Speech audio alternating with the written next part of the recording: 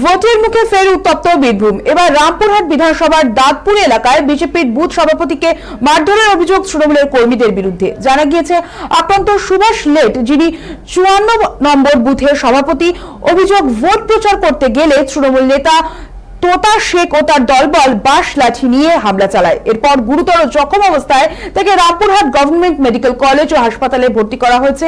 বিজেপির দাবি, আগেও ওই কর্মীকে হুমকি ও মারধর করা হয়েছিল, কিন্তু পুলিশ কোনো ব্যবস্থা নেয়নি। ঘটনায় থানায় লিখিত অভিযোগ দায়ের করা হয়েছে। দোষীদের বিরুদ্ধে কড়া পদক্ষেপ না হলে উচ্চতর মহলে যাওয়ার হুঁশিয়ারি বিজেপি প্রার্থীর।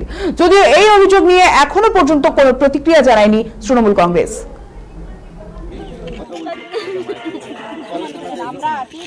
যতবারই টিএমসি করেছি আমাদের কিছু উন্নতি হয়নি।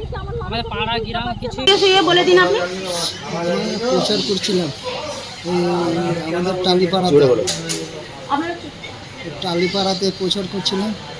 ওখানে তোতা বলে নাম, ও বল লিভিং 2-4 জন, এবারে অত বুঝতে পারিনি, আমাকে বুঝলি, আমাকে ওখানে সবাই মিলে মারলে। আমাকে একাধবার না, আমাকে এই 5-6 বার এই অ্যাটাক করছে, কিছু ব্যবস্থা নিচ্ছে না পুলিশরা। আগের বার আমরা বলেছিলাম এর বিহিত ব্যবস্থা করতে হবে, পুলিশ কিছু করেনি, মমতা পুলিশ কিছু করেনি। মমতা পুলিশের জন্য আবার এই ঘটনা ঘটলো। তৃণমূল কংগ্রেস ভাবছে এই জিহাদিদেরকে সমস্ত ক্ষমতা দিয়ে এদেরকে গ্রাম থেকে পালায়ন করতে। আমরা এই ঘটনার প্রতিবাদ জানাবো। আমি এসপি সাহেবের সঙ্গে কথা বলেছি, আমি অবজারভারের সঙ্গে কথা বলেছি। এরা বলেছে বিহিত ব্যবস্থা করব। বিহিত ব্যবস্থা যদি না করে আমরাও থেমে থাকবো না। বাংলার সনাতনীরা, রামপুরহাটের সনাতনীরা এর হিসাব